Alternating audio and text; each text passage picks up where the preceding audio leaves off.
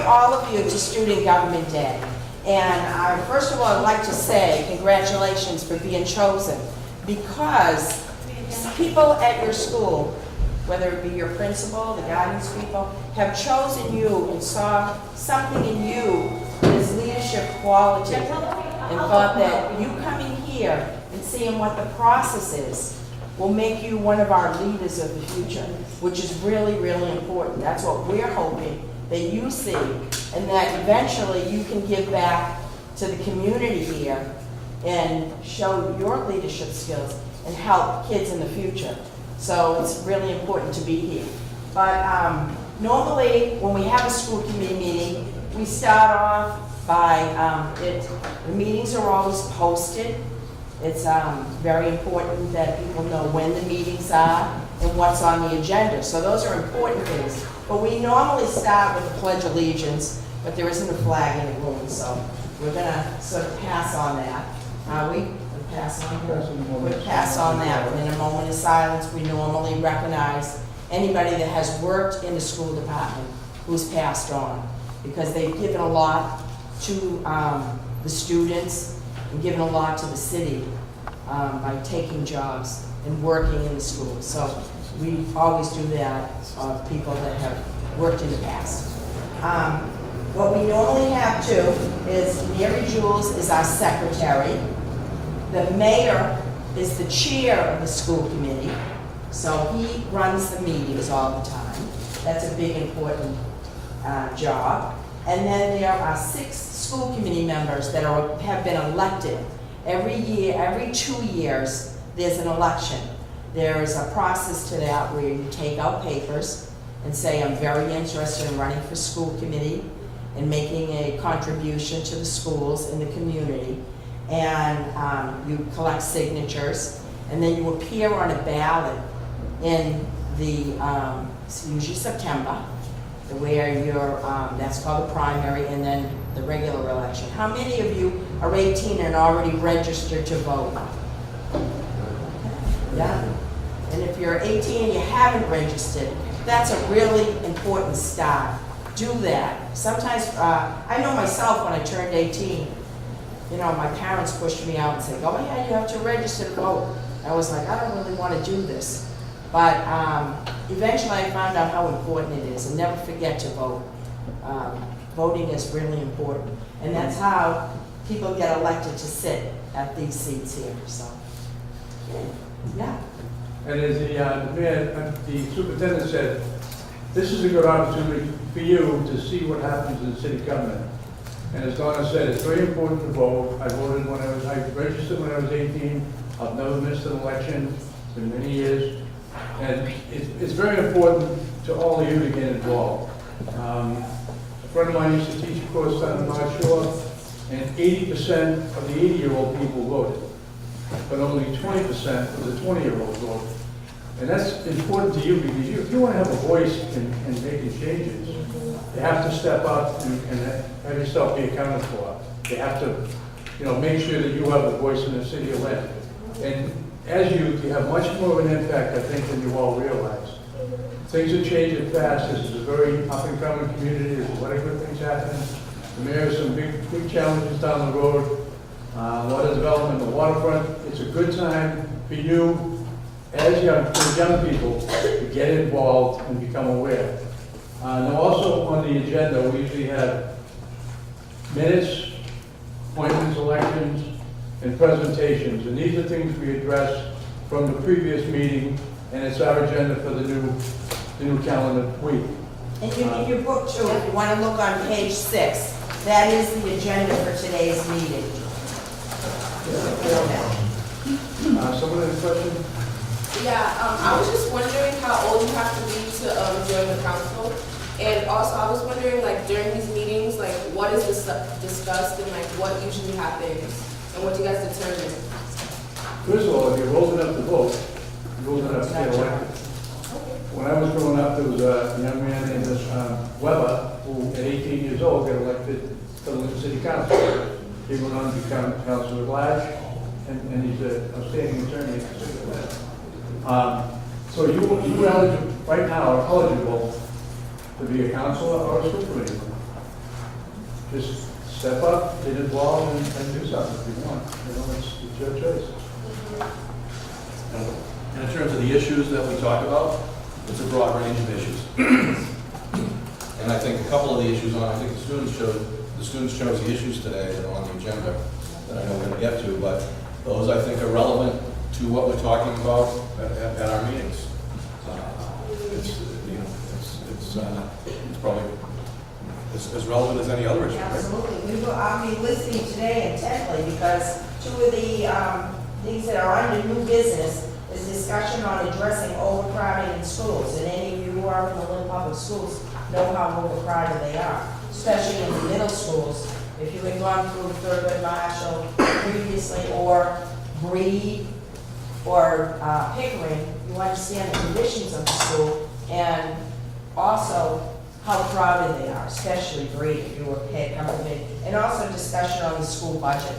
The budget is very important. That's the money that we get from the state, as well as what we get from the city in taxes, and how we can service every classroom and every school. Yeah, that's limited by what we're given, the amount, it's a finite number, and then that money is dispersed to all the different schools, and the principals have a say in how that's going to be spent.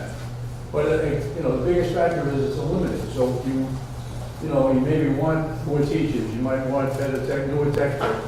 You can only get as the budget allows, and that's one of our constraints. Yes, Jimmy said. Sorry.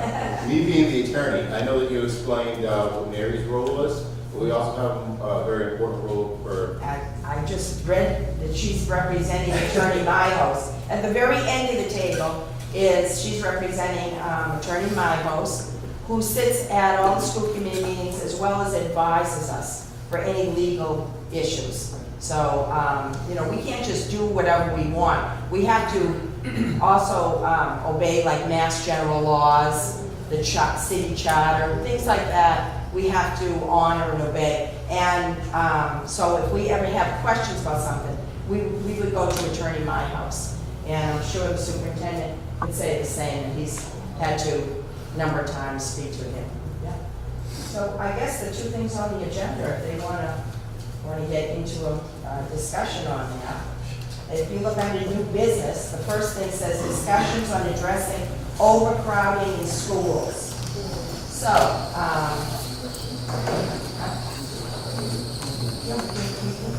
we're going to sit down and listen, but if you want to have discussion, had you picked that topic out? Is that a topic that people on the school committee picked out for discussion, or did somebody just up above pick that for you? I think there was a poll that was done on the issues for all the students, I think, Donna, and that's how those two Oh, issues great, came out. okay. And not just the school committee, I think. Donna, you might want to talk about the forum, with the way you normally speak at the school committee, so they can do it a similar way. Exactly, okay. The chair, as I said, is the mayor.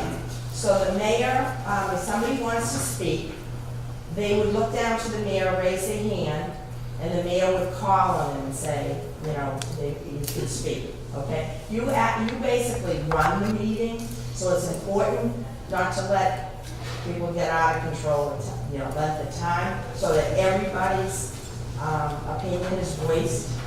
Normally, we don't allow people that have come to attend the meeting to have discussion, but we certainly, it's a different sort of a setup today, so I think it's important that we hear your voice also that are here. So you don't walk away frustrated like some of the people who do come to our school committee meeting, hoping to make some sort of decision. And I think Lorraine Gately, one of the school committee members, has something to add. And then when we have our school committee meetings televised, so anytime you really want to see a school committee meeting, you can go to Comcast or It's like channel 37 37 on, if you have Verizon, and I'm not sure, 3 maybe if you have Comcast. 22 on Comcast. But it would be a good thing to watch if you're interested in going into government and seeing how it actually works. You might want to watch that. sort of, I guess it's exciting. I don't know, just go, we do our job. Thank you. So an easy thing for you, Mayor, is to, you can read, there's going to be a discussion now on addressing overcrowding in schools. Would anybody like to speak? That's all you have to say. It's not a lot, just a little. And if anybody at the table wants to speak, they just need to indicate to you by raising their hand and have a discussion. Hey, Mayor.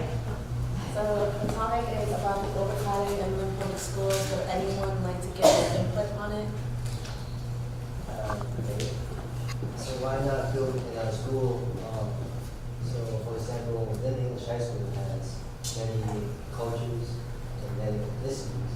Some who speaks English well and some who okay at English. How about those who are Hispanics and who speak English language? Also teachers like Ms. Collins and trying to figure out a way to teach these people English, but why not for another school for them to have a teacher specifically to teach English and translate Spanish to them to increase how much they know instead of having a really messed up state. Well, I'm gonna help the superintendent by putting some things out there that you might not be aware of and you want to think of. So that's an interesting idea. However, the Department of Justice has very strict laws around segregating students. All students have to have an equitable education and access to everything that their peers have access to. So setting up a different school strictly for English learners or really any subgroup of students would be illegal, and we would get our hands smacked almost immediately. What if you made like just a freshman account? You got to get dressed. Oh, yeah. Through the mayor. Well, can I ask you? Through the mayor. Ask the question. Like what if you made just like a freshman academy? Because I know like the biggest problem in schools is like the overcrowding in just like the freshman classes. So like what if you made just a freshman academy and then after that they can go off to English classical, etc. That would be a viable option. Where should we do that? It's a great idea. Where would we? What are your thoughts on where we might pull that off? Jared would have an answer, so you're gonna be Jared. I wasn't ready for a follow-up.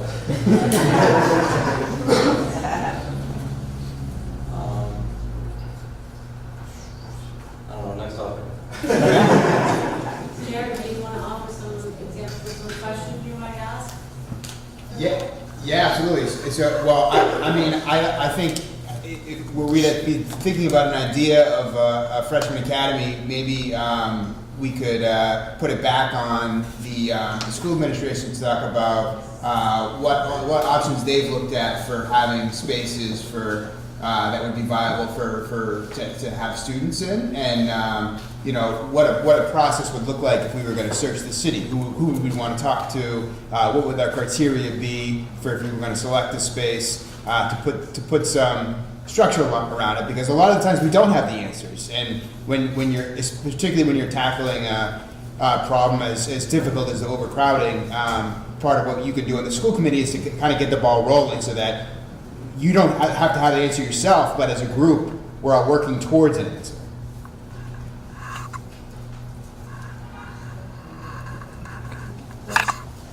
So I think that with smaller schools, students are able to more personally get to know their teachers and like have more time and space in class to speak up about like things they're worried about, or just like to get more one-on-one help. And how can we ensure that like as a community, every student is getting treated equally and getting like a good amount of like teacher to student attention if classes are overcrowded and students aren't getting enough attention? So what are you guys' plans with that? Can I speak? So I think, so right now we have community elementary schools. So those community elementary schools funnel into the 3 or 4 main middle schools and then on high schools. So even if we build 2 new middle schools, which we're hoping to do, the student-to-teacher ratio is still going to be high because the number of students is high. We have almost 17,000 students in the public school system. So just because you go to a school and there's a library or better digital access or whatnot doesn't mean that it's going to necessarily better the student-to-teacher ratio, but it should enhance the students' time in the school building. You know, there's if you go to Marshall Middle School and you go to Pickering, they're very different schools. And they have very different offerings to the students because of what the buildings have.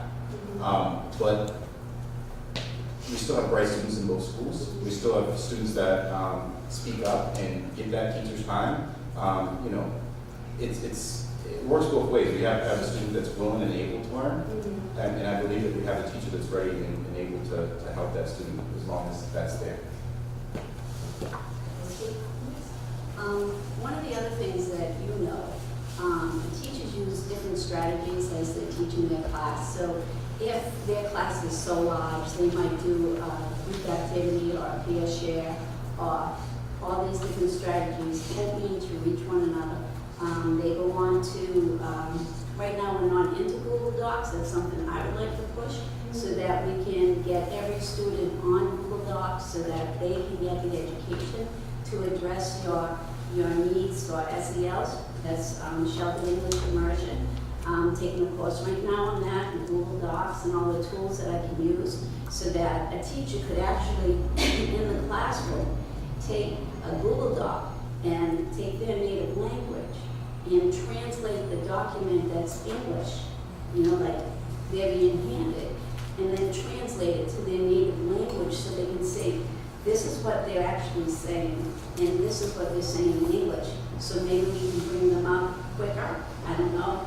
But we will work with the superintendent on those ideas, and that's what we do as a school committee. We call him, we give him ideas, we think out of the box, because the mayor wants us to think out of the box and find new and address new answers to our problems. But I love your input, and I want you to know that teachers across the city are working very, very hard to upgrade their strategies to reach and teach everyone. Thank you for that question. Yes, thank you. What's your name? My name is Hannah Parker. Hannah, okay. That's an excellent question. So in terms of the school administration, we like to think about solutions in terms of short-term and long-term. So long-term, you know, the solution to the overcrowding issue, the solution to many of the issues you just raised, isn't building more schools. That's a long-term solution that takes time, it takes resources. So long-term, we can focus on that. But you're here now. We have students here now. What can we do right away that would make a school that is large feel small? So what sort of structures can we put in place? What sort of processes can we engage so that tomorrow, like yes, there are a lot of students here, but am I known by a teacher? Does a teacher know me and what's going on with me, how I learn best, what I need? Those are the sorts of things that short term we could work on immediately, and there are structures in place in the Lynn Public Schools to make that real. So whether it's extended mentoring at classical or the fact citywide by contract, every teacher has to have what's called a night back, which is where they stay after school to offer individual help to students that need it. We can leverage those things to address the issues that you raise. My name is Martha. My question was mainly targeted towards what your response was. And my question to that is, so having those after school hours and like teachers staying after school and going out of their way to make sure they're accessible to their students, how is that going to be so efficient when there is like a whole bunch of students coming in for office hours because of the time and like the accessibility for them to be there? It happens to be on that one day. So how then are you going to get that one-on-one kind of check-in? It will be kind of almost quick because you're trying to reach out to every student there. So is there an option to where we can hire in the budgeting, because I know there's a certain budget for teachers and how much they get paid and all that, which is a whole issue in itself. But I just want to know, what then do we do from there? Because you just need more teachers to kind of access, because that's too much. Another thing I hear from teachers is clusters. The clusters are too big. They feel stressed. The education is not going out of their way. Then what happens? Like, what happens to the students who are there? They're not getting the education that they need, and therefore we fall back into this education gap. So then what do we do as an option? Do we hire more teachers? Is it in our budget to even hire more teachers? So what do we do moving on from there? That's my question. Their answers from the school committee or the superintendent? Let me push that to the school committee. Michael? Tough question.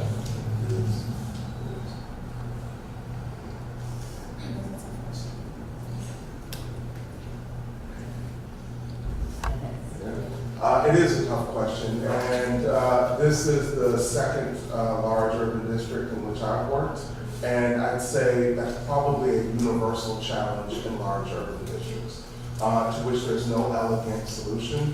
Funding is part of it, and there is a big push statewide, particularly led by urban districts, to address the funding issue, which has not been addressed since 1993. So the funding model for districts in the state of Massachusetts has been the same since the year I graduated from high school, and I'm not young, okay? So that's part of it. So yes, hiring more professionals to bring to bear on the work that we're doing in schools is part of the solution. It is a big part of the solution, but we have to work with what we have.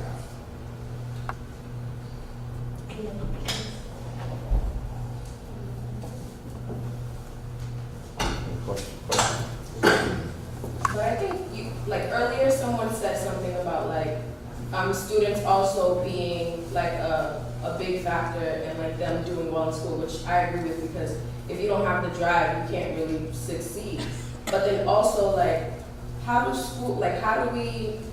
if schools are overcrowded and like kids don't feel like they're getting paid attention to, or they're not receiving love, because I personally think if you don't operate with a certain love and like respect for every student you work with, there's no way students are gonna come in the class like, I'm here to listen to you, give me my 100, I'm gonna give you my 100% attention when I don't feel respected. And to me, I don't go to the public schools, but what I hear a lot is that like, there's this lack of drive in teachers, unfortunately. And so how do we combat students who don't feel like they're being cared for in school? Because I feel like overcrowding is one thing, but overcrowding gets better when you have like a growth mindset, right? Like, I'm coming to school, I'm passionate, I'm gonna get the work done. But when there's like no passion because it's not being reciprocated or the energy's just not there, like how do you fix that? Because that's when we start like making these systems, right? Like in class, what does the teacher do if like a student's like being disrespectful? Do they just send them out of class and like get out, or is it like, let me talk to you like a human? Like what happens? I don't know.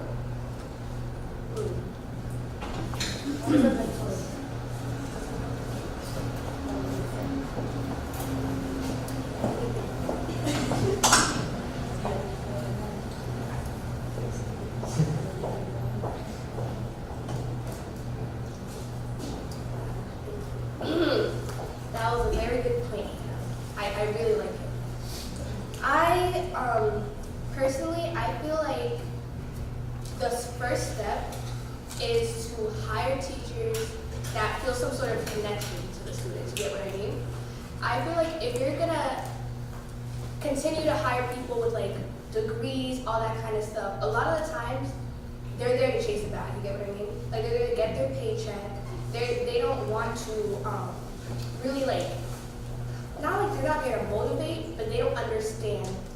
Like they don't understand the students that they're teaching. They don't understand like, you can't do this to me and expect this kind of reaction. You can't do this, that, the third, and expect me to want to be successful and all that kind of stuff, you know?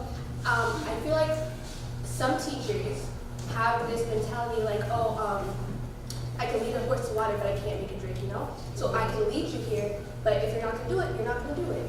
But someone once told me like, if you want the horse to drink, right, you put salt in the hay.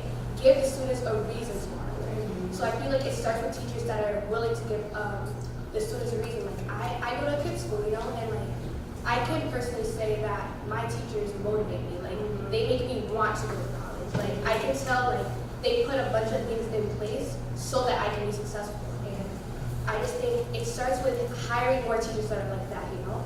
Like it's a lot of times it's not the students. It's sometimes, you know, it is the school, and sometimes it's the teachers because they're the ones that are like, you know, forming the kids and all that. Responding to that, even though I don't know if I can respond to tomorrow, but I'm responding to it. I feel also a lot of what I felt like being a Black student in general, I am a minority when I go into these higher institutions, such as college, or it's predominantly white. And I feel that a lot of students have a lot of frustration being from any type of ethnic background. One being that Lynn isn't like a wealthy place compared to Swampscott. Like, you know, the way we get money is based off of, which I recently learned, like schools get funded based off of property tax. And like, it, I don't really know too much of it, but it's like some kind of funding that happens, and this is why teachers get paid more, and like richer properties, richer places such as like, and through having a lot of money and teachers getting paid more, kids are getting better education, like a way better education compared to like Lynn, you know? Like where private schools, they get more funding and more government money, so they get, you know, more help, more teachers who have like the credentials. But what I feel like that happens a lot in public schools is a lot of students, they deal with a lot of stuff at home. A lot of students have to deal with maybe violence that we see throughout the streets as well. Maybe they're dealing with combative issues socially, emotionally, and there's a lot of things that tie into that, and then coming into, I think it goes back to the overcrowding situation, where if there's a whole bunch of students and you're dealing with a lot of stuff emotionally and mentally, you're not going to be receptive to listening to whatever anybody has to say. And to be frank, honest, I think we see more of a diversity in the teachers themselves from many different backgrounds. Yes, degrees do matter to an extent, but also how can I connect to a student? If I see somebody who's not like me, how am I supposed to be listening to you, and how are you supposed to understand my struggle? Because I haven't seen somebody succeed the way I how I look. I've never seen somebody who is a Black woman stand in front of me and tell me, yo, you're gonna make it, you know what I'm saying? And be real with me. Because you're just setting me up to leave, to graduate. Now, who's setting me up for success after I graduate? You know what I'm saying? So I feel like we need to just have more diversity within the teachers and to make sure they understand they're dealing with small minorities right now that are going to become something. But if you're not setting them up with the right tools, there's no success to start. So I think what we really need to do is start hiring more people. Couple of questions around the table. Oh, we need. Okay, so I'm responding to Hannah because I know where you're coming from, but I don't want to really like pin everything on the teachers. Yes, it does have something to do with the teachers sometimes and the school, but where I'm coming from is like closed mouths don't get fed. Me being a student, if you need help, speak for it. Like speak about it. You know what I mean? Closed mouths do not get fed. You gotta speak to if you're going through something. A teacher's not obligated to really know what you're going through. You know what I'm saying? Like you can't pin that on a teacher, you know what I mean? Like whatever you're going through and you feel like you need help, you need to speak up on it. You can't just pin that on the teachers and blame the teachers of what you're going through outside of school.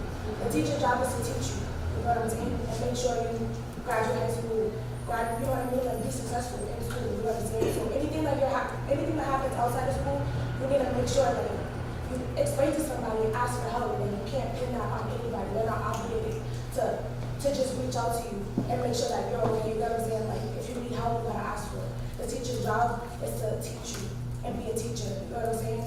Like it's not only about like what you go through and you like blame them. Like you can't do that. You have to literally ask for help. Like I went through a lot being in high school, and when I blame the teacher for what I was going through, no, I asked for help because you can see when a teacher wants to help you. You can see when a teacher cares about you. You know what I'm saying? But they're not obligated to really like look into it. You know what I mean? Like, I don't know, you guys really understand what I'm saying? Yeah. Like, they're supposed to teach you. I respect all my teachers only because they're here. They're here for me because I spoke to them. I let them know what I was going through outside of school. I opened my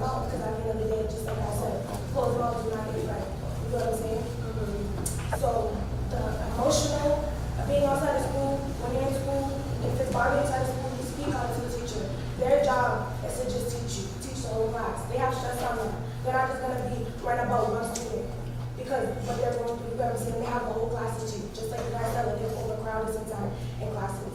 That's different for me because I go to an alternative school, I go to Federal Way. I'm in a small class every day, so you know what I mean, it's different for me. So I understand where you guys are coming from, but at the end of the day, if you need that help from a teacher, if you feel like you need more attention from a teacher, you go to them, you open up your mouth, you know what I'm saying? So I don't like when people like try to pin stuff on teachers because I get their frustration. You gotta put yourself in somebody else's shoes and realize what they're going through. You know what I'm saying? They're adults. They have a lot more stress. Just because we're crying and we're going through something doesn't, they're not obligated. You know what I'm saying? So you gotta really like meet them halfway. You know what I'm saying? So I responded to Hannah because she made a great point, but I just had to clarify that. And we have, I think Michael's been waiting over here. Yeah, the other mic. Yeah, no, I totally agree with what the fellow school committee member said. I do believe that it all starts with the relationship between student and teacher. Respect must be reciprocated between both the teachers and students. So if we have students that lack motivation and drive and have other ideas or other passions that they follow, we shouldn't penalize the teacher for their poor performance or blame teachers for the lack of enthusiasm they have for teaching those students when there are other driven and motivated students that do deserve possibly more attention, more respect, and have shown that they do appreciate the education that they're receiving for free for the most part in our Lynn public school system. And so I went to Lynn public schools, and I've had good experiences throughout. You know, I've always had that one teacher that went above and beyond to make sure that I was all right. And I believe you can all say the same. You know, you have those teachers that go above and beyond. You're full of knowledge, which is great. I love that you went a little further and found out what property taxes and what that does. So private schools do not get public funded.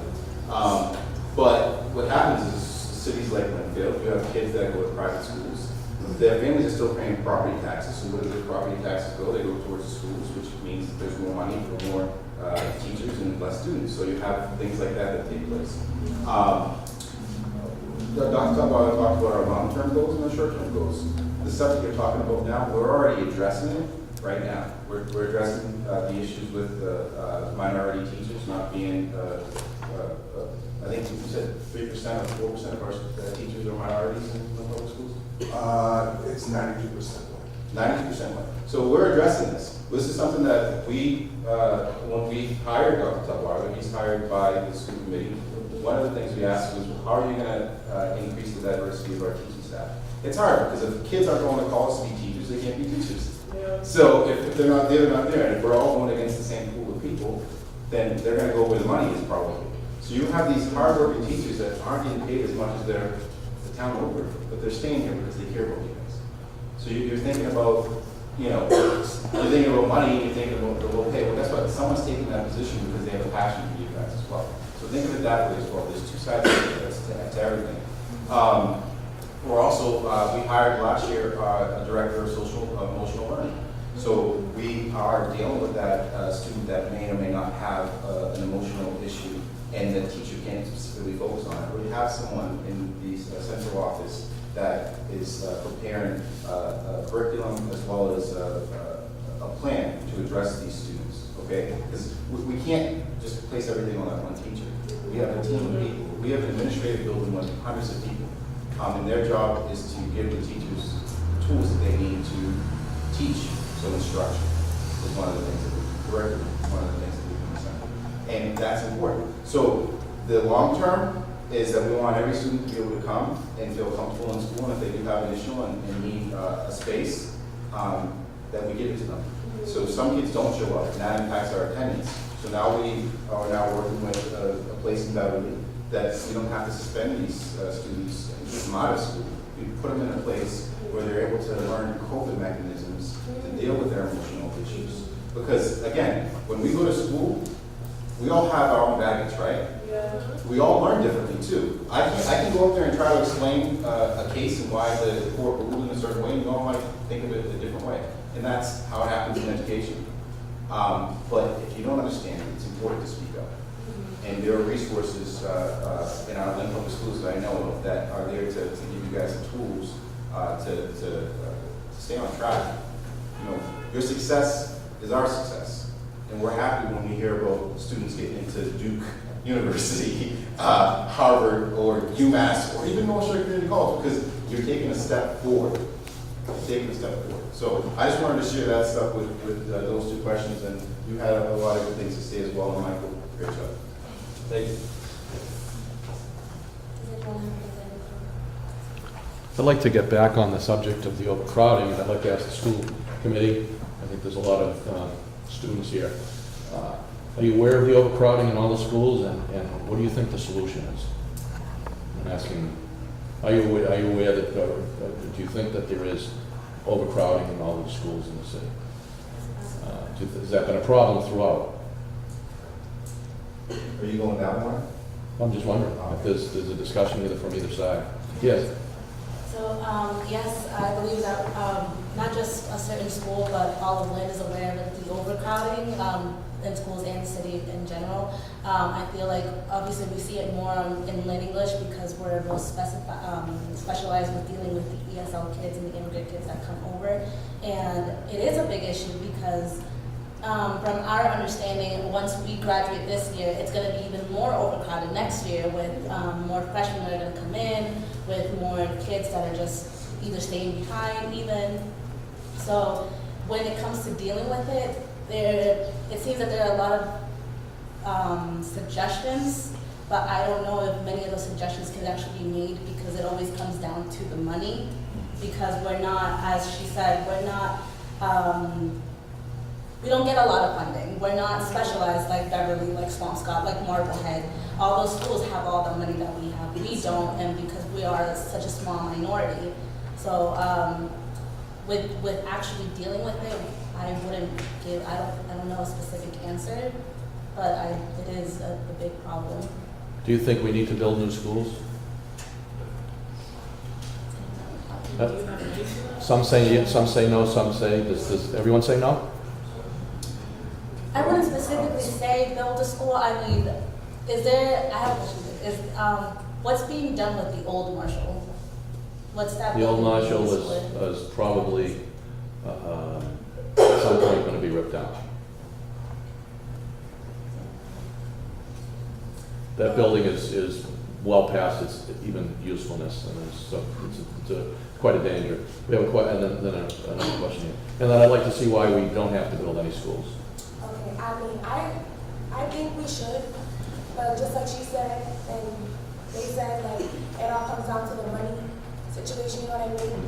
I do feel like that's a good idea, but, I mean, we just gotta see what the future brings, you know what I mean? Like, it is a great idea, but like I said, it all comes down to the money. And, I don't know. If the state was willing to give us 80% to build a new school, do you think that's a good proposal? If there's a way, you know what I mean? Like, if people are willing to help, like, you know, it all comes down to people that are willing to help. And if people help, and, you know what I mean, it'll be successful. And gotta see what we gotta do. At the end of the day, I feel like it's a good idea. I think it might be helpful for the superintendent to maybe talk about the population, particularly in the middle schools, and what that issue is. Yeah, so, I mean, you have two concerns. Member Capola mentioned at the beginning that Marshall and Breed in particular are approaching severe in terms of the level of overcrowding. And frankly, you know where you feel that the most? Lunchtime. When you go into lunch and like there's almost not enough seats, right? And they've got more lunches and lunch is wrapped, just enough time for every student to get a meal. That's when you feel it the most, and during passing time as well. It's crowded.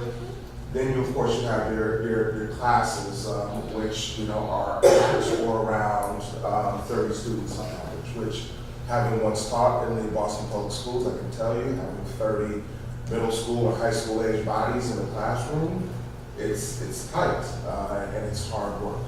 I think relative to the new school, that's one issue, the overcrowding. The other is, and this will be a good segue for the other part, is the age of one of our buildings. So Pickering which has been around since 1907, I believe, so it's over 100 years old. The building's falling apart.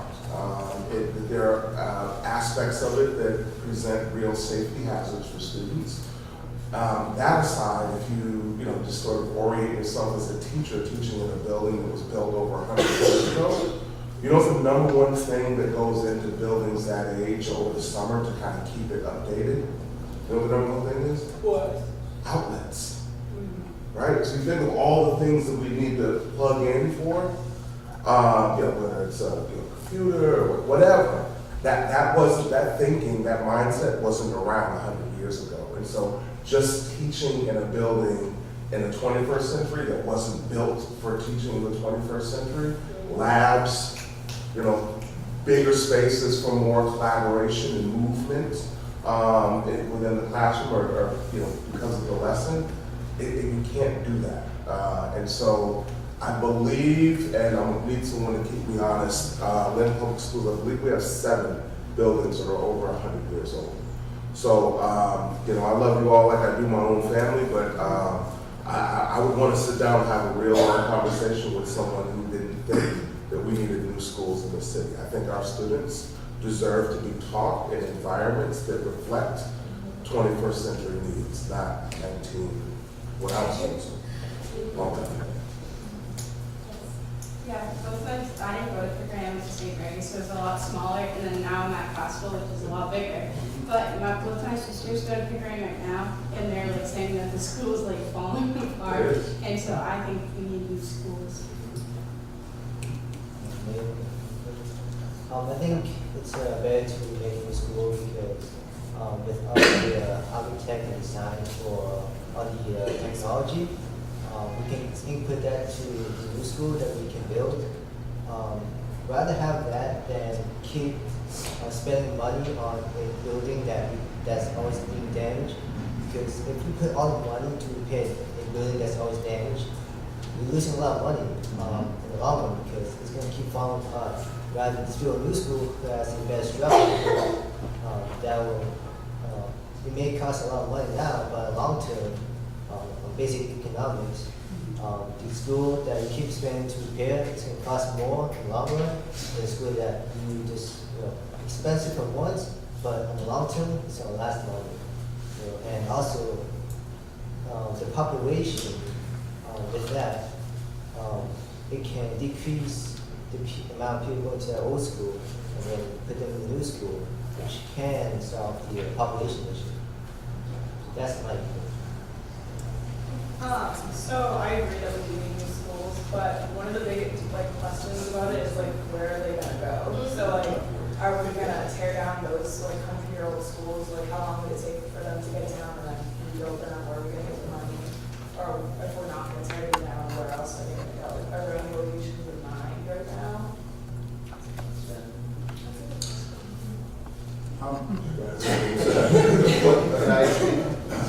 So the mayor did hint that there's an organization that it's the Massachusetts School Business Authority or Mass School Building Authority.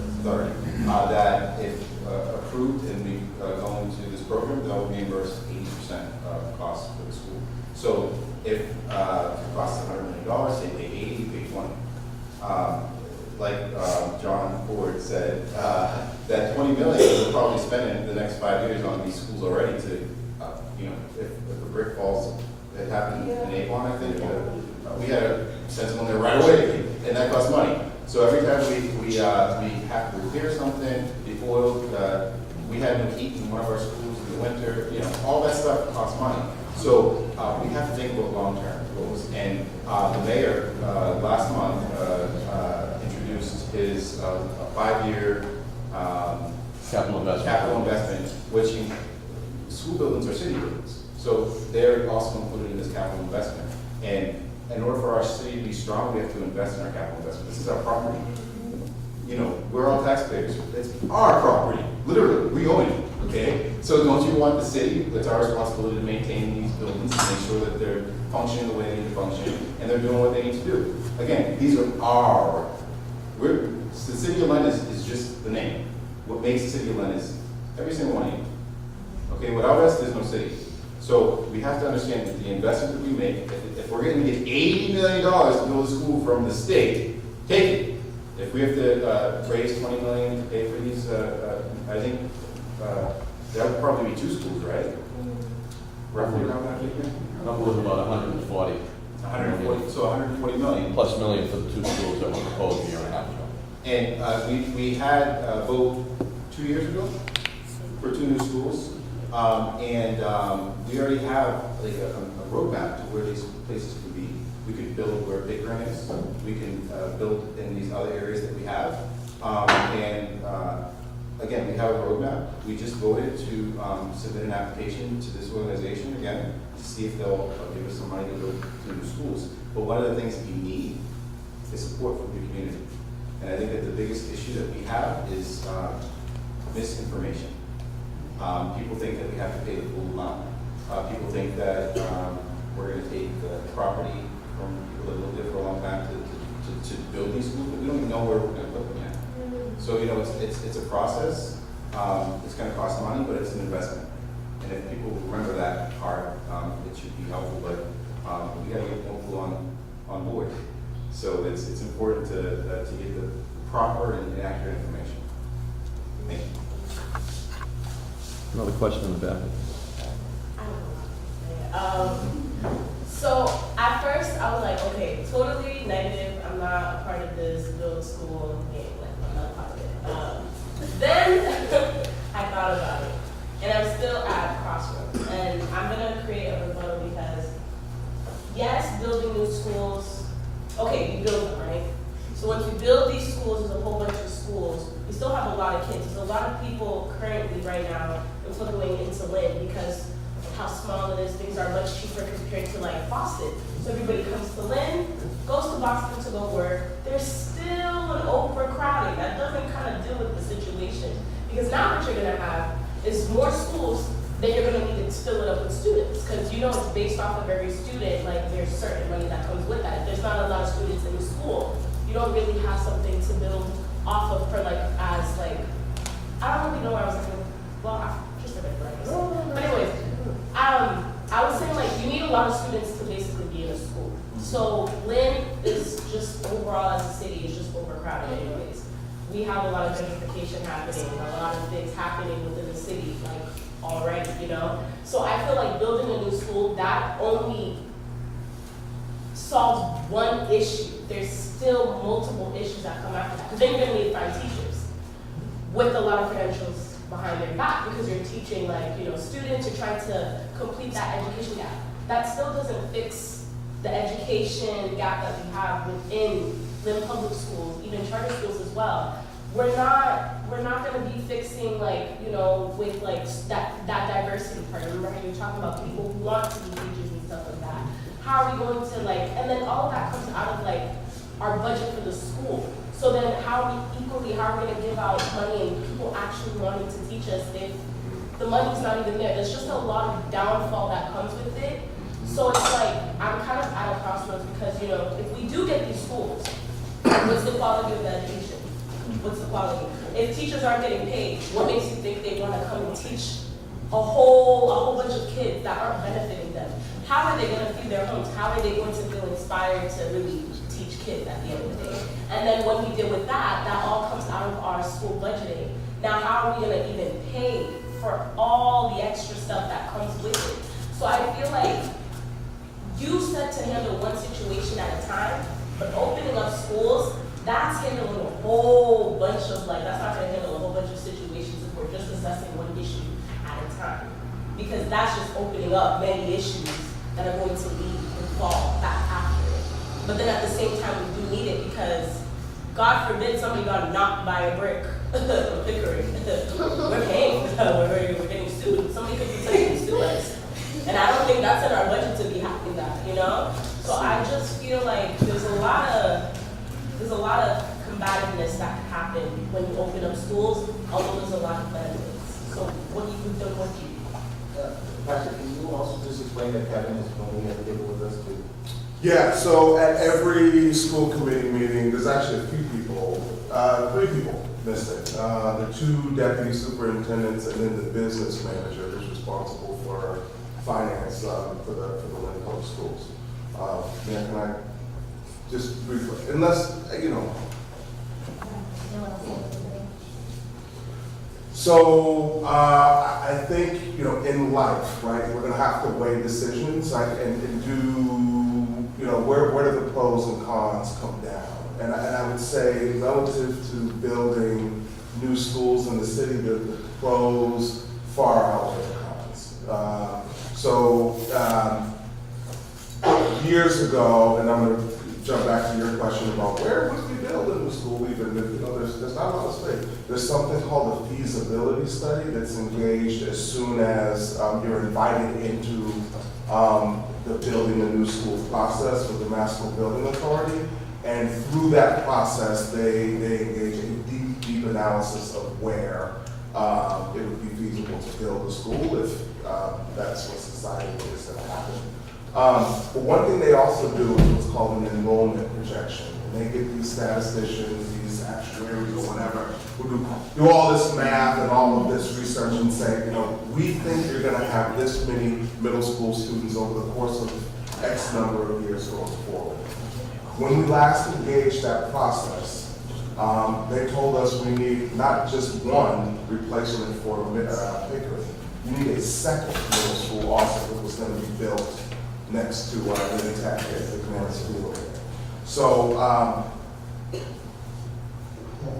it would address the overcrowding issue. It would address what the statisticians tell us about, yes, you're going to see increases in school enrollment. If we don't build new schools, what we have now, it's just not adequate.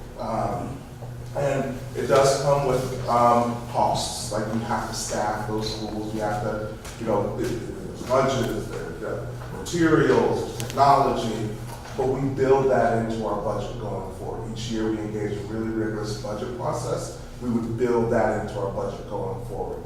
As far as the teachers go, and I'm with you 100% on the diversification of our staff. As a matter of fact, it is a district improvement goal this year to develop a long-term strategy to address that. We are a little bit swimming upstream because nationally, Black men represent 2% of the teaching staff. Black women represent maybe 3 or 4% of the teaching staff nationally.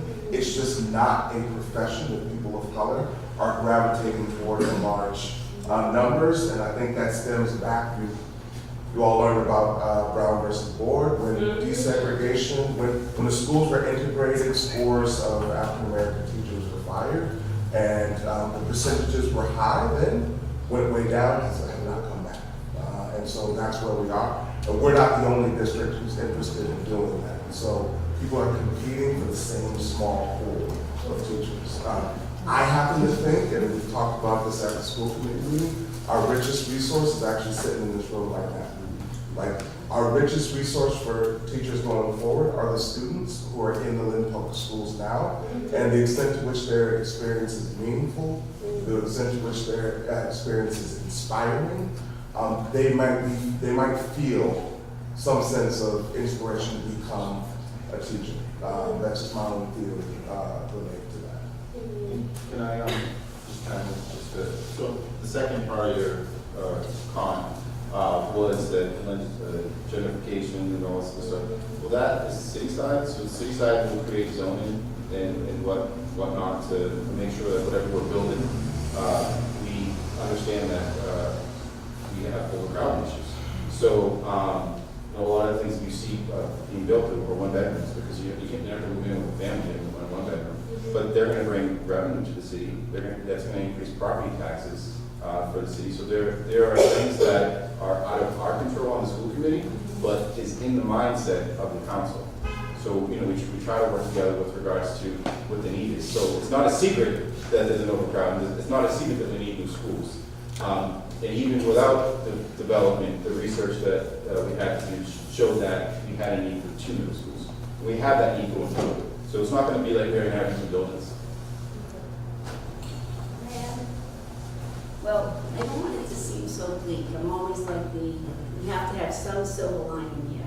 So I was at some function a couple of weeks ago, and it was the English high school basketball team was playing at the Garden, and I bumped into a former student. He is going to Salem State. He's graduating this year, and he plans on being a teacher in Lynn, Massachusetts for math. So in the high school level, and I was very happy to hear that he was coming back. He's coming back. He is a male. He is a minority. He is coming into our schools, and he is going to be that future that we're looking for. So that's why everyone here could come back in like 4 or 5 years with your teaching certification. Remember this day, come in and teach. And I know it doesn't make a lot of money, but I'll tell you, as a teacher for 33 years here, I absolutely loved my job. Students are always talking with me where they are, what they're doing, and they're coming back, their successes, their failures. I tell them, let's pick up those, bootstraps, and we're gonna go forward, because you have what it takes to do whatever it is you want. And that's what I always said to my classes. And that's why it's so important that you're here to see our government, to see that you can make the difference, that you can come back to Lynn Public Schools and teach. And I know, I just love my job. There's no better reward. You couldn't pay me enough not to teach, let's put it that way. I love to walk into a classroom. I love to get the respect and give the respect to my students. And I love to see, and anybody that has taught understands the statement, I love to see the light bulb go off. That connection between the student and the material, and bam, you figured out a way to get it in their minds so they get it. And you do a big thumbs up and everybody moves on. But that's what I love to see, and I see that all throughout. I used to see it all the time in the public schools. Now I'm at St. Mary's and I see the same thing, and I talk to my teachers and colleagues all the time from the public schools. Well, not all the time because they're changing, but I do see them. And like Mr. Bigler over at English High School, how can you not? Like this, that man is amazing. There's several others, like Mrs. I can name them, so many of them, but I'm going to sit down now. I just want you to know there is a silver lining that people are coming back from Lynn Public Schools, and they are going to be diverse. We are going to reach that diversity number. Thank you. I just want to add that, yes, some teachers, they may not be able to support you emotionally, but there are other teachers out there who are able to. I've seen people cry in class and the teacher, hey, what's up? And they actually talk to the kid and they make sure they're all right. There's plenty of teachers like that. You can't always put the teacher as I need you to be my emotional support. Because there's also people around you, like your friends, your family, other people around you that can support you, not only teachers. That's also society itself. It's a big picture. But there's some teachers who aren't able to understand. There's others who are outstanding at trying to help you with your family and your emotional life and social life. So just put out there that there's always teachers who can help you. Some teachers are compassionate and love to teach, and it's something they love to do, like she says. And like I said, there's plenty of kids who need emotional support, that cry in class, that come to the teacher, and the teacher helps them. So there's always support around. I think we've got a little off track on the overcrowding, but and I hope that none of our teachers get discouraged, because I think as a whole, like Ms. Gaten said, is that they're there. I mean, nobody picks a job to stay in for 30 or 40 years and not be happy in that job. People just don't go to work. They switch jobs nowadays.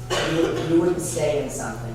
But, I think that the big piece, when you talked about overcrowding, and understanding as you're sitting there as school committee people, sometimes it's the same way with us, right, John? We'll sit there and the whatever it is on the plate, whether, for instance, the overcrowding is a very, very big thing for us. And we did put it before the voters, and the voters voted it down for the building of schools. But we're not discouraged as a school committee, and I don't think the mayor is discouraged to come back before the, the voters and talk about it again, because it's so important. When we sit at the table and as school committee members, we, number one, are supporting public education, giving you the best that, what you need. And that includes the buildings. And sometimes the voters may not want to vote for a new building because it might cost them a little more in taxes. But, anytime you're going to do something that makes something better, like Attorney Satterwhite explained to you that, they just, if they don't want it for a particular reason. But I've explained to people out there that sometimes they say, my kids have already gone to the schools. Why should I pay some more taxes? But I explained to them, well, you own a house, and someday that house is going to be too big for you.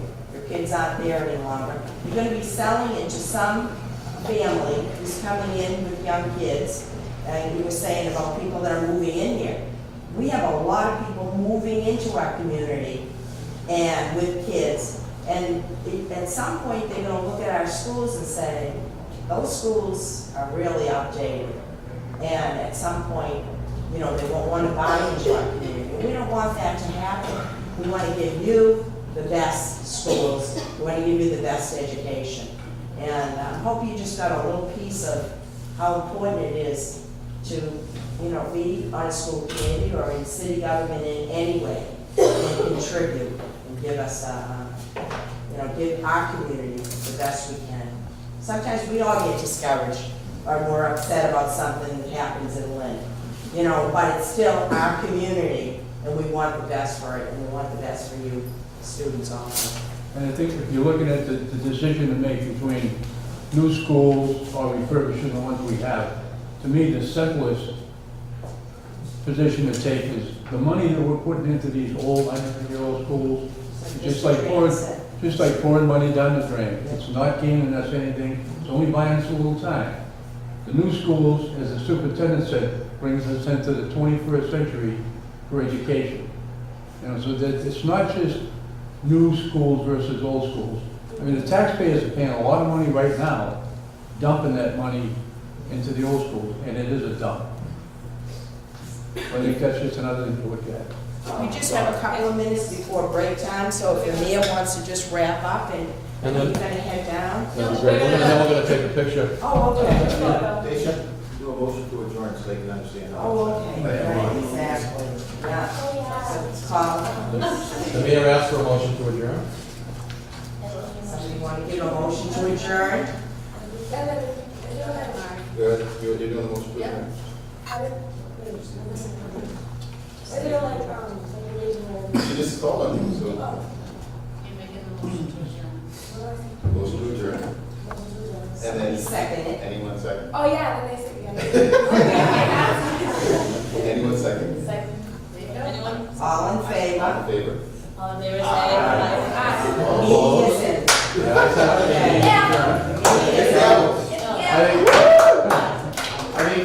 I'll just finish quickly. I think it was a great discussion.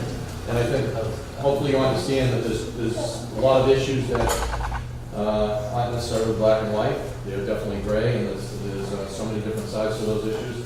And there's a lot of discussion. I think we had a chance to have one position, but then see that there's other places to go. And I think that's a real challenge sometimes as an elected official, is walking through all of the different positions and then coming to a place where you know you can either support or be against a certain proposal. So I think this discussion kind of gave a little bit of an idea of the different sides to an issue and how do you build support for something that maybe after a while you strongly believe in. And listening to all different sides, but recognizing that you need to get to a place where you can, as an elected official, to support that, and then build support throughout the community to make something important happen that you believe is important for either the schools or for the community. So, yes. I just wanted to add something. These people that you see right here, like the names and everything, they're very important people. And I just want to let you guys know that they work very hard for all of us. So just be aware of that. Thank you. Hello, too. Welcome.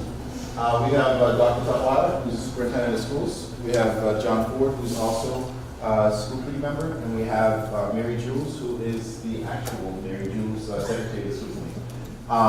This is a mock school committee meeting. As you can see, the setup of the school committee is pretty much here. We're missing 3 positions, which is the Kevin, who is the business administrator and who deals with budget and finance. And the 2 deputy superintendents, who are Deb Ruggiero and Kim Powers. But they play an integral role in our school committee meetings. We have them the second and last Thursday of the month, and they're on TV. Oh, yeah, they're on Comcast Channel 22 or Fios, it's Channel 37. School committee meetings are business meetings and they have to be public, so we notify the public at least 48 hours ahead of time. We publish it with the city clerk and on the school website, and then we meet and it's filmed. As you can see at the end, we have this gentleman who is John Myhos. John Myhos is actually the school committee's attorney. So if we are having discussions and we want to know the legalities behind it, we can speak to him. Or if we're taking a vote and it needs to be by roll call, or it could be a voice vote, which is when you say all in favor, aye, or all opposed. He would advise us of what we need to do on that aspect, and he's with us with everything we do pretty much.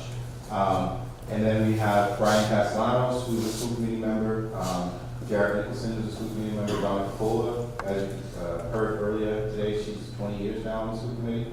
Tom McGee, he's actually the mayor, but by city ordinance, he's also the chairman of the school committee, so he has a dual role.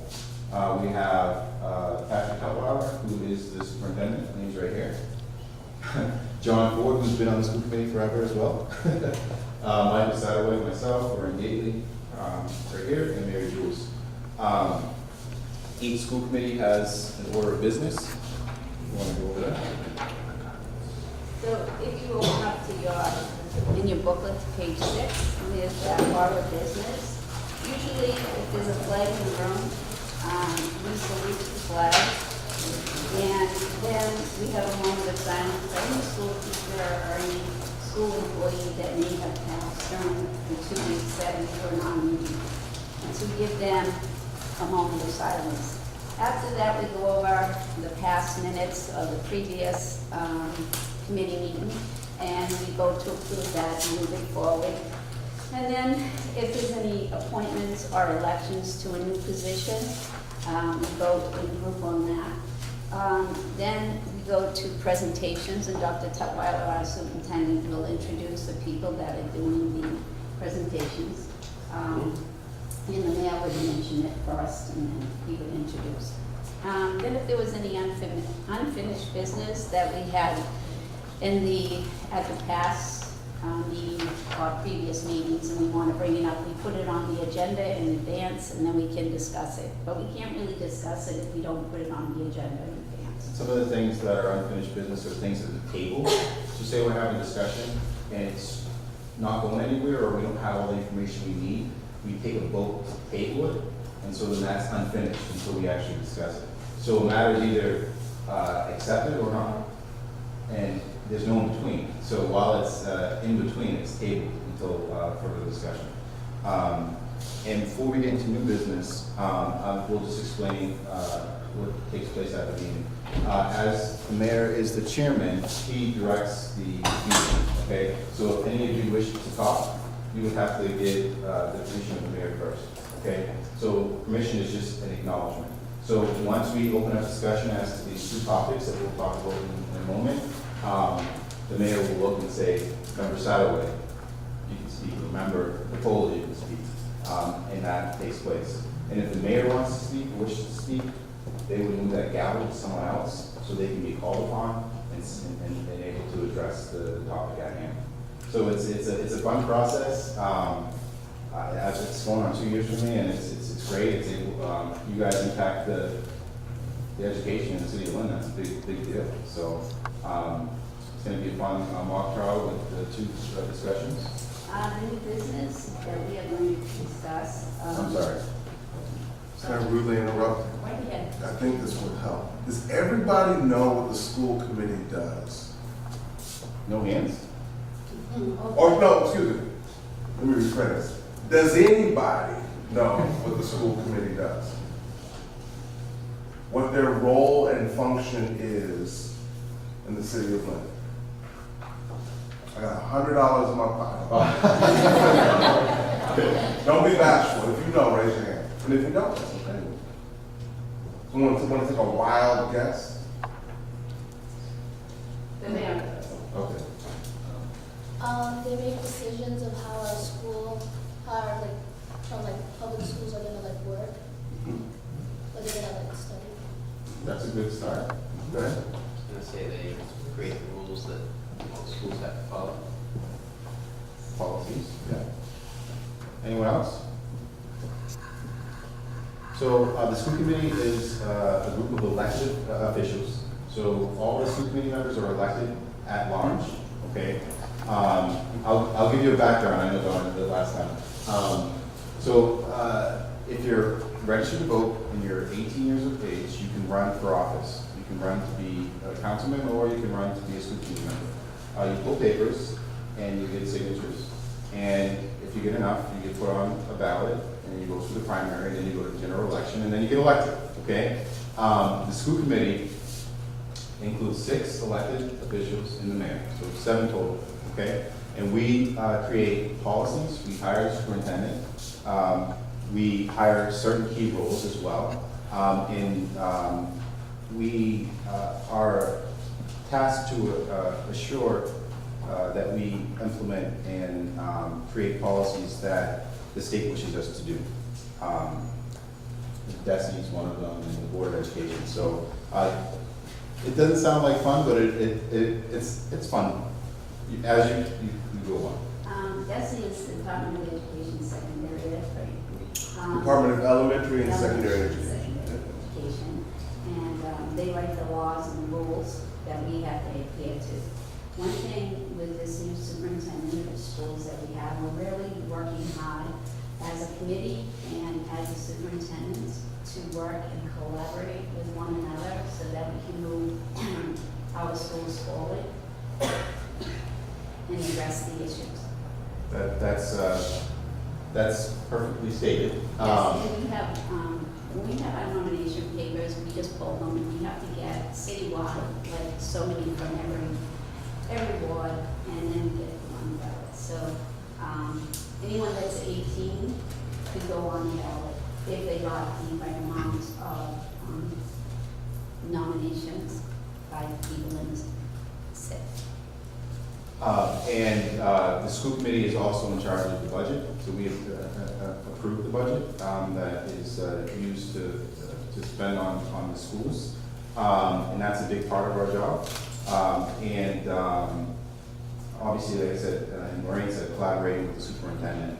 In your booklet, you'll have a description of what the superintendent is tasked to do, what the school committee is tasked to do, and I believe it has a description for all the municipal positions that are important for the city. The superintendent plays a very vital role in our meetings because he does the day-to-day. So he's in charge of the day-to-day, he's in charge of hiring principals, he's in charge of creating procedures that we're confident about policies. He's in charge of pretty much everything. So it's vital to have him at our meetings because he's full of the data that we need, and if he doesn't have that data, he's going to be able to get it for us to make the decisions that we need to make. So our decisions are very important because they impact 17,000 students, and if each have parents, that's 35,000 parents that are also impacted by it. So it's a very important role, and I'm happy and delighted to be a part of it. So we're going to start and go into new business. The 2 topics that we have, we're going to have a discussion on addressing overcrowding in schools and a discussion on the school budget.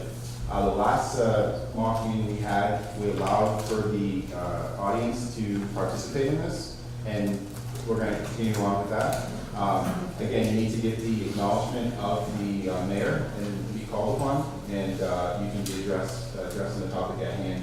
While we're doing this, the superintendent will also chime in with how he normally does at our meetings. So don't be shy. Patrick is here to follow up with one of your questions or respond or give you guys knowledge. But we had a very informative meeting with very interested students last session, and I'm hopeful that we're going to have it again now. So we'll start with the mayor bringing to the table a discussion on addressing overcrowding in schools and see if anyone wants to talk about it. So you would mention it. The topic's overcrowding in schools. Any discussion? Discussion. And then as you think of something that you'd like to discuss, you'd raise your hand and she would acknowledge you, the mayor would acknowledge you, and then you would give your point of view. We don't fight with one another, we just are respectful of everyone's point of view.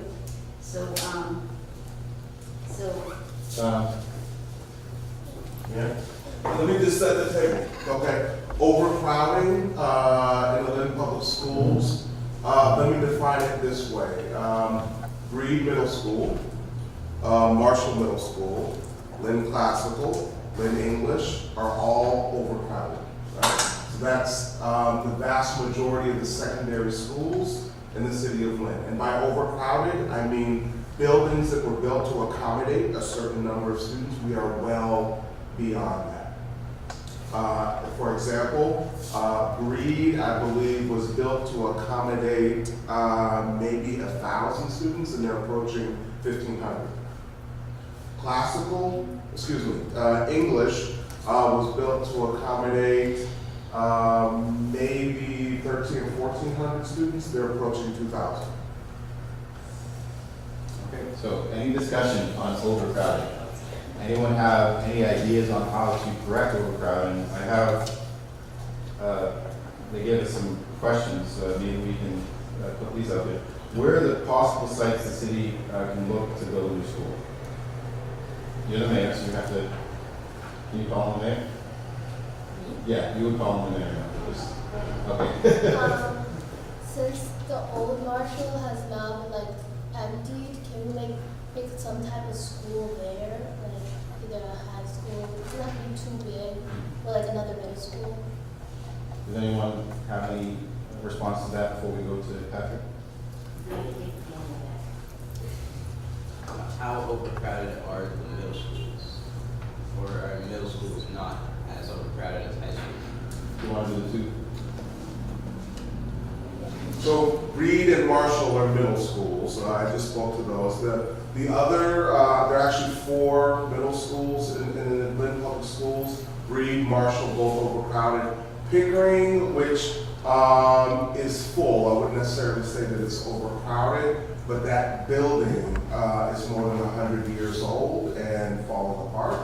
And then the other middle school is actually attached to a high school. It's a junior-senior school, and it's an alternative school effectively. And what about her question? The mayor. The mayor's question was around the old Marshall. So if the question is, could we feasibly tear down that building and build a new there? I don't think that's out of the question. However, there's a lot of political red tape that needs to be cut in order for that to happen. And you would still need to engage what's known as the Mass School Building Authority to get approval to build a new building anyway. And when you do that, there's something called a feasibility study, and they're the ones who actually provide for you viable options of where you can build a new school. Are you, just a question for you, are you guys aware of the vote that took place a couple years ago for 2 new schools? So you're aware that we've attempted to build schools before? Okay. Why don't you get addressed by the mayor?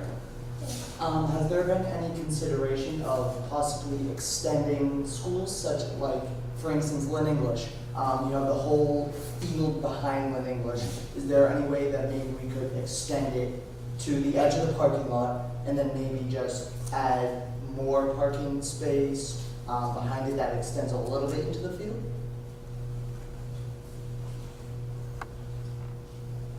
Well, from what I understand is when you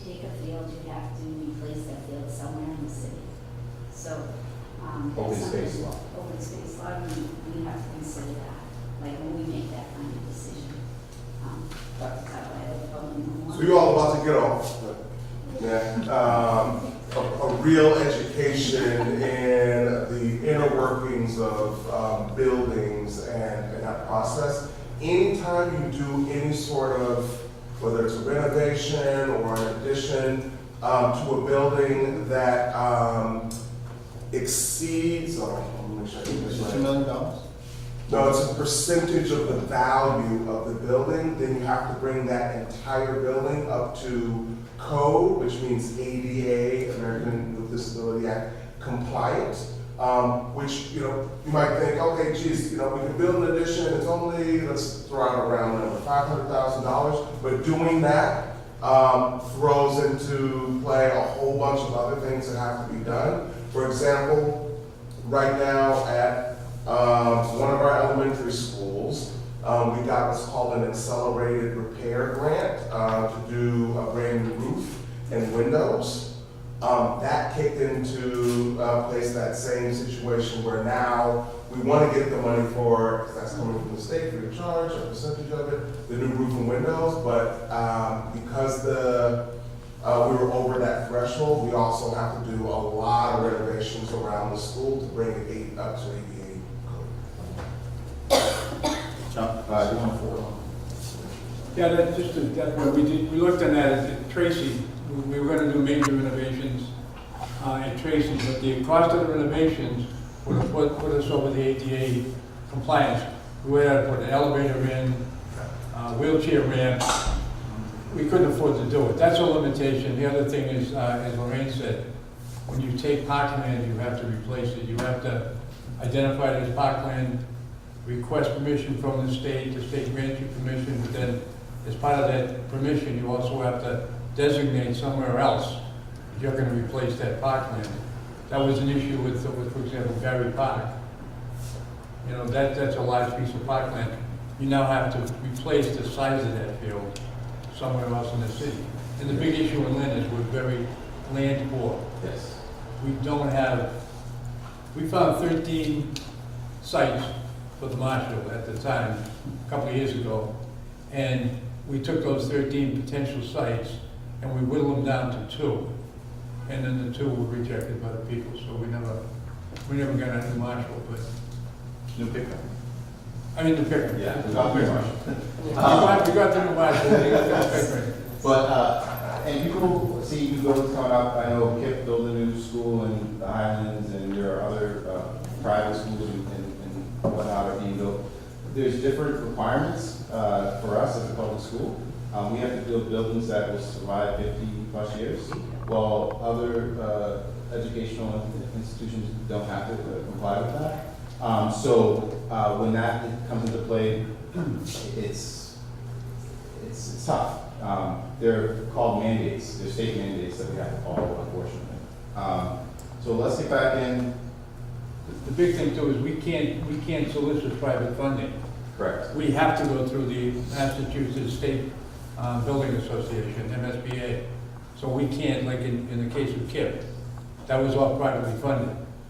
And again, it's a wooden structure. I talked to an architect, a builder who said that's designed for 25 years. MSBA insists it has to be at least potentially a 50-year lasting structure. And our structures are 100 years old, most of the buildings. Mr. Ford is the chairman of the buildings subcommittee, so he is full of knowledge and wealth with regards to the buildings. He is. So let's, besides new buildings, sorry. What about the possibility of where Shaw's was and putting something on those grounds? That's privately owned, so we have to buy it, and that would be probably a lot of money because they know that we have a need there. The other areas that we're looking at are areas that we have ownership in. We own the city parks and these other buildings. What if we tried starting regular school an hour earlier and then doing a staggered thing where other students that we couldn't fit in the school during the regular day would come to school and start at 1:30 in the afternoon. It's like high school, but not interrupting the nice school that already had those. We are looking into something like that. I believe we are. I'm looking into a study like that. You want to address the superintendent to respond? Great idea. I think that I think that the issue that we would face there is we have the need for middle schools, and that would probably be better for high school students. So that's something that would help our issue with overcrowding in high school, but middle schools and If we were to do something like the staggered start, how would that work for like, the kids that are starting later for after school sports and stuff like that? If they play on different sports teams, they would miss those practices. that's a great thing that would be brought up in school committees. Yeah, so the idea, and I meant that, I wasn't being smart. I think it's a great idea. We will run into a lot of challenges. Some are legal challenges because you'd have to determine who's starting at what time and what impact does that have on their lives, and is it a choice? Or are we saying, no, you start at this time and you start at that time? Is everyone still granted the same equal opportunity to everything that the school offers, regardless of the time that they start? Those are the kinds of things that you'd have to answer, and you'd have to negotiate impact bargaining with the teachers union on who's starting when. Is there a difference in pay related to that? There are a lot of pieces that we'd have to address to make something like that happen. It is a good idea. If that were to be an option, do you think that other teams could go to school at the same time to allow for a particular team to practice at? If they go to school together at night, then they can practice in the morning. While another team goes to school in the morning, it's practice during the day, and that could also help with field space as well. That's everything that we have, department heads. One is athletics, right? So Mike will probably be at one of our meetings to discuss what ideas he has that would impact that. It would impact instruction, it would impact curriculum, it would impact a lot of different things. Oh geez, I just lost my train of thought. Well, I never thought of that. So that's something that's new to me, that idea. I never thought of it. I don't know thought about that one. I would just keep that in the back of my mind. Well, the reason why we had this discussion before was with regards to attendance. We have a very unique makeup of our students, and some students are working. So we had a discussion of possibly having a time like this for students that work full time, that are 18 or 17 and they have to support their family, that if they work in the morning, would they be able to go to night school so we can accommodate them, so we can not have them drop out. We want to educate every student. But this, with regards to the overcrowding aspect of it, it's a good idea as well. Is there some concern for students who do not have their license to get from home to school? I know that a lot of parents, they work and have to drop off their children, but perhaps those staggering times would work for their schedule, and not everyone is within walking distance or can take the bus. That's a good one. Dr. Tutwiler, you mentioned the last session about pros and cons. You want to, just in general, how you balance them and when you're making decisions like this. Yeah, so again, I go back to the idea is really sound, and I don't want to, blow up my own spot here, but we are thinking about something related to that. And no matter the idea, no matter the proposal, there's going to be a downside to it, right? But for us, our thinking is, which idea meets students' needs the most meaningfully, which idea is the most impactful, which idea is going to serve students the best, and just acknowledge up front the shortcomings of the idea.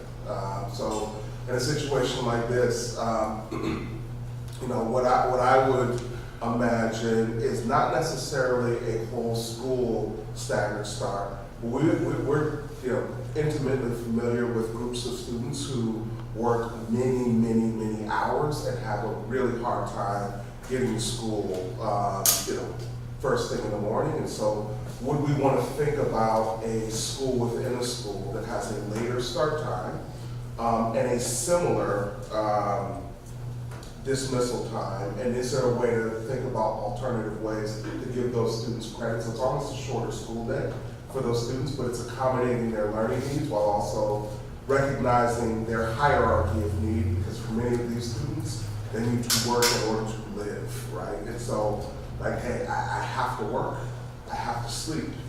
I'm not gonna be there first thing in the morning. Sorry, gotta eat, gotta keep the lights on, gotta have a place to live. I understand that. So what could the school do to create a schedule that would accommodate that reality for those students?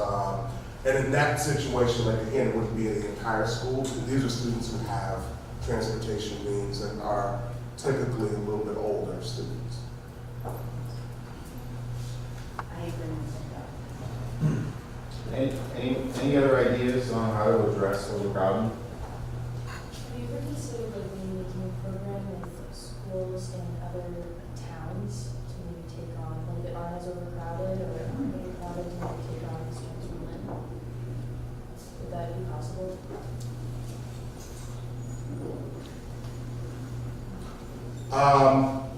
Formally, I think so. However, I think that also would be a situation where a lot of red tape would need to be cut. So, what exists already? So I know that Peabody, for example, is a school choice district, meaning that if you want, if you live in Lynn or anywhere around Peabody and have the means to get over to Peabody, you can apply to go to school with Peabody. They will take you. And what goes with you is the cost that we are allocated to educate you here. That goes with an amount, a percentage of it goes there. So it's almost like a revenue source for those other districts. But that's the only one that I can think of that is, I don't know, are there any other? Doesn't Nahat has a program with Swansea, correct? The students from the high go to Swampscott, yeah. So, you know, is it possible? Yes. I don't know. I'd like to keep all our students here. And it's funny because as elected officials, people contact us, and I had someone reach out to me recently and say, well, why not make Tech a regional school? And then my response was, well, we already have Essex, is it Essex Tech now? And then their response was, well, why not offer what they don't offer? And then it just adds up. So we still have an overcrowding issue. So if we're allowing kids from other cities and towns to come into our schools, where are kids going to go? So, you know, it's a delicate and tough thing. We actually are voting this week on, I think, school choice. To be a part of it? To not be a part of it. To not be a part of it. So if there is an idea or there's reasons why our constituents believe that we should be a part of it, that's where we publicly print what we're going to vote on, and we should get feedback. But if we don't get feedback, we're going to go with the recommendation. And if we had any feedback, we would share that feedback with the superintendent and get his input on it. So this is what school community is like. I know that someone had their hand. We do online classes. What is it? Online classes. I feel that Lynn is just overcrowded in general, so like the building wouldn't be sufficient. So we have like an online advisor trying to group of students. They can do it on their own time while balancing their full-time job. I think the only downfall of the online class would be a loss of your social life maybe. It's back to school. And online class would be beneficial.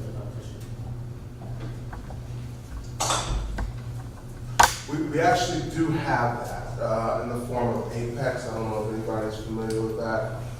We primarily use it for credit recovery. There are, you know, traditional classes and beyond that, there are AP classes that one can take on online through Apex. I don't know how long we've leverage that tool. But I know that it's in use right now primarily for that. My understanding is that there's going to be an 8th grade program at Lynn Tech, the Annex building.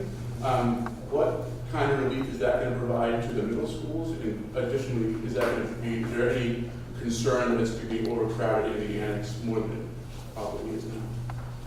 That's a good research response they're going to get. So, one of the district improvement goals this year was to address overcrowding at the middle school level, which is probably why it showed up on your agenda for today. And what will be formally proposed at the school committee level to be voted upon on Thursday is this idea that we're calling the Discovery Academy. So if you didn't know, vocational technical schools in the state of Massachusetts are on fire, meaning you won't find one in the state that doesn't have a wait list. Like they are, people really want to gain entry to those schools, and these are both college-minded students, right? Valedictorian, Lynn Tech School, and Tufts, and students who are vocationally minded, and both of them, succeeding magnificently.